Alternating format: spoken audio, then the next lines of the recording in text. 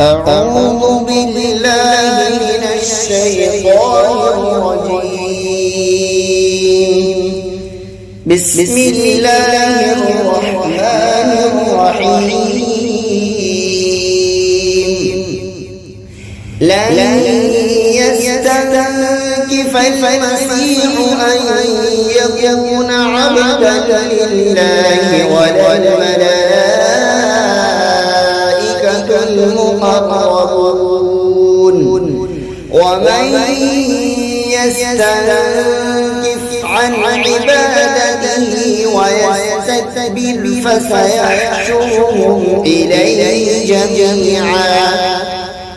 فأما الذين آمنوا وعملوا الصالحات فيوفيهم أجورهم ويزيدهم من فضله، وأما الذين استنكفوا واستكبروا فيعذبهم عذابا أليما ولا يجدون لهم من دون الله وليا ولا نصيرا.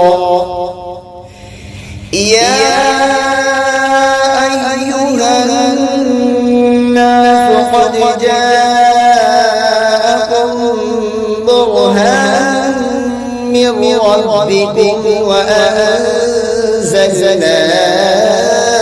إليكم نورا مبينا. فأما الذين آمنوا بالله واعتصموا به فسيدخلهم في رحمة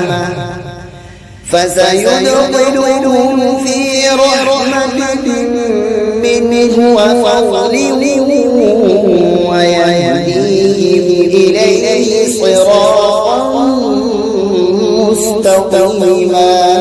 يستفتونك قل الله يفتيكم في الكلالة إن امرؤ هلك ليس له ولد وله أخت فلها نصف ما ترك وهو يرثها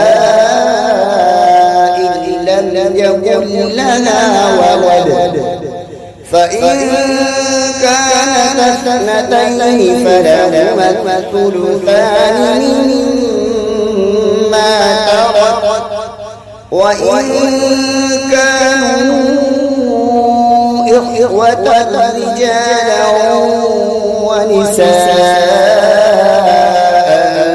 فللذكر مثل حظ الأنثيين.